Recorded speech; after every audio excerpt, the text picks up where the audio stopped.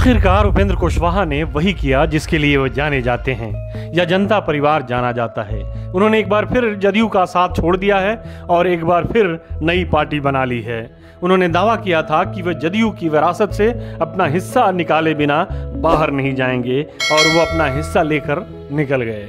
जी नहीं, आधे विधायकों या पार्टी की आधी संपत्ति या आधे कार्यकर्ता लेकर नहीं गए, बल्कि ये दावा करते हुए निकले कि वो जदयू की पूरी विरासत अपने साथ लेकर निकल रहे हैं। इससे कोई फर्क नहीं पड़ता कि एक एमएलसी और एक पूर्व विधायक को छोड़कर उनके समर्पित कार्यकर्ता सम्मेलन में जदयू का कोई बड़ा चेहरा उपस्थित नहीं हुआ था। बहरहाल, जो झगड़ा राजद विधायक और पूर्व मंत्री सुधाकर सिंह द्वारा मुख्यमंत्री नीतीश कुमार पर की गई अभद्र टिप्पणी के साथ शुरू हुआ था, फिलहाल वो अपने अंजाम तक पहुंच गया है। फिलहाल इसलिए क्योंकि मीडिया के एक वर्ग द्वारा जदयू विधायकों की एक मुश्त पलायन की जो बात की जा रही थी वो नहीं हुई। कौन जाने, शायद कभी हो भी जाए। सुधाकर सिंह के बयान के बाद कुशवाहा ने तेजस्वी यादव को खुली चिट्ठी लिखकर जंगल राज की याद दिलवाया, तो उसके कुछ दिन बाद ही उप मुख्यमंत्री की अपनी दावेदारी ठोक दी। जब नीतीश ने इनकार कर दिया तो नीतीश के खिलाफ भी मोर्चा खोल दिया। आज की प्रेस वार्ता में उन्होंने उन सारी बातों से धुंध हटाया कि उन्होंने नीतीश के खिलाफ बगावत क्यों की। कर्पूरी ठाकर की विरासत से लेकर लालू यादव के परिवारवाद और जंगल राज होते हुए नीतीश के सुशासन तक का इतिहास बताते हुए उन्होंने अपने मन की इच्छा जाहिर कर दी। उनके बयान से ये जाहिर होता है कि वो इस उम्मीद में जदयू में आए थे कि जिस तरह नीतीश ने उन्हें 2004 में विधानसभा में नेता प्रतिपक्ष बनाया था, वैसे ही वो पार्टी की कमान उनके हवाले कर राजनीति से संन्यास ले लेंगे। लेकिन जैसे ही नीतीश ने ये बयान दिया कि बिहार में 2025 का विधानसभा चुनाव तेजस्वी के नेतृत्व में लड़ा जाएगा, तो उन्होंने पहले राजद फिर नीतीश पर हमला बोलना शुरू कर दिया। कुशवाहा को मालूम होना चाहिए था कि वो अब शायद समझ भी चुके हैं कि नीतीश ने उन्हें जो नेता प्रतिपक्ष बनाया था तो उसका एक मकसद था। उन्होंने ऐसा इसलिए किया था क्योंकि उन्हें लालू यादव के माई यानी मुस्लिम यादव समीकरण को लव कुश यानी कोयरी कुर्मी समीकरण के जरिए निष्क्रिय करना था।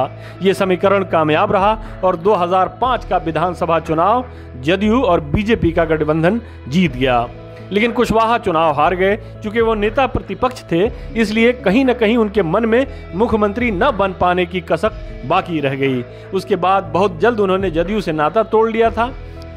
खैर, जब कुशवाहा 2021 में इस उम्मीद के साथ नीतीश के साथ आए थे, क्योंकि उन्हें लग रहा था कि नीतीश का ये आखिरी चुनाव है, इसके बाद तो पार्टी की विरासत उनके हाथ में ही आ जाएगी। लेकिन कुशवाहा से पहले भी इस मुगालते में कई और लोग भी शामिल थे, जिन्हें खुद नीतीश ने अगली पीढ़ी का नेता कहा था और बाद में उन अगली पीढ़ी के नेताओं ने अपनी राह ले ली थी।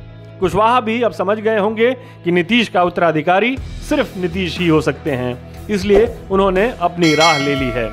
लेकिन राह लेने से पहले कुशवाहा ने कुछ बातें की हैं जिन पर चर्चा जरूरी है। नीतीश के साथ साथ उन्होंने तेजस्वी और राजद को अपने प्रेस वार्ता में खूब खरी खोटी सुनाई है।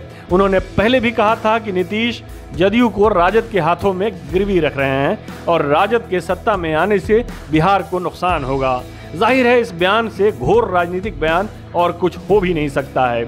जिस राजद के साथ अपनी पुरानी पार्टी का गठबंधन बनाकर वो चुनाव लड़ चुके हैं, अगर उसी राजद से उनकी नई पार्टी गठबंधन बनाकर चुनाव लड़े तो जंगल राज आ जाएगा।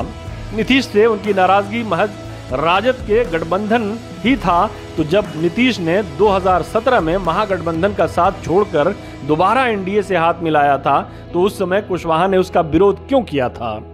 दरअसल उस समय कुशवाहा मोदी सरकार में मंत्री थे।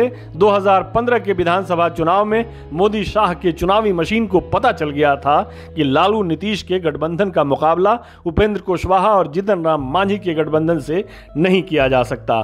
इसलिए नीतीश अंदर लाए गए और कुशवाहा बाहर निकाले गए।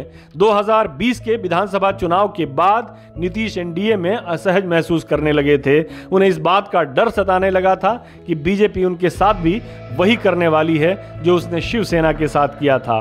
विधानसभा चुनाव में भी नीतीश को इस बात का खूब एहसास था कि चिराग पासवान के सर पर किसका हाथ है।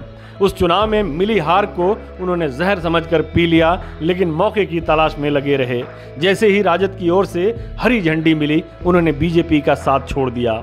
अगर कुशवाहा चाहते थे कि नीतीश आरजेडी के साथ हाथ न मिलाएं, तो इसका मतलब ये था कि उन्हें एनडीए में ही रहना पड़ता। एनडीए में रहने का मतलब बीजेपी का जूनियर पार्टनर बन जाना और मुख्यमंत्री का पद बीजेपी के हवाले कर देना होता, जो नीतीश को किसी कीमत पर स्वीकार नहीं था। फिलहाल बीजेपी जानती है कि कुशवाहा से उसको कोई बहुत बड़ा फायदा नहीं मिलने वाला है, लेकिन पार्टी चाहती है कि जदयू में बगावत के सुर 2024 तक मध्यम न पड़े। इसके अलावा बीजेपी को कुशवाहा की कोई खास जरूरत नहीं है। हमारे साथ जुड़ने के लिए आपका शुक्रिया। हमारा वीडियो पसंद आए तो इसे लाइक करें, हमारे चैनल को सब्सक्राइब करें और कमेंट बॉक्स में जाकर अपनी राय जरूर दें।